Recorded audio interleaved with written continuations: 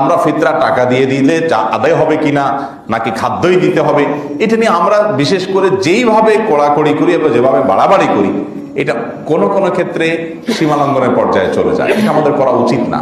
যে গরিবের জন্য যেটা বেশি উপযোগী সেটা দিলে আদায় হবে। এখানে উদ্দেশ্য হলো গরিবকে উপকৃত করা, যদিও মূল উদ্দেশ্য খাদ্য দান কর্মসূচি। কিন্তু যদি আপনি সরাসরি খাদ্য দিতে পারেন, তার কি নিড আছে সেটা জেনে আপনি খাদ্যটা দিতে পারলেন, তো সেটা হলো সোনার উপর সোহাগা, সবচেয়ে বেটার, যেটা আমি নিজে করার চেষ্টা করি আলহামদুলিল্লাহ। যে খাবারটাই দেই, কিন্তু তার নিড কি আছে সেটা যাতে পরিপূর্ণভাবে ফিল আপ হয় সেভাবে দেওয়ার চেষ্টা করি। তো যাই হোক, আমরা নিজেরা শুধু বরিভোজ না করি, আশপাশটাকে খেয়াল করি।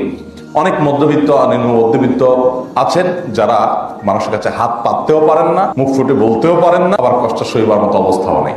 আমাদের দায়িত্ব হলো আমাদের আশপাশটাতে খেয়াল করা, যে আমার আশেপাশে প্রতিবেশী যারা আছে, অনেকে শুধুমাত্র আত্মীয় স্বজন দেখে দেয়। আত্মীয় স্বজনকে অগ্রাধিকার দিবেন, এতে কোনো সন্দেহ নাই, এতে কোনো সমস্যা নাই, কিন্তু আত্মীয় স্বজনের পাশাপাশি প্রতিবেশীদের প্রতি আমাদের বিশেষ খেয়াল থাকতে হবে।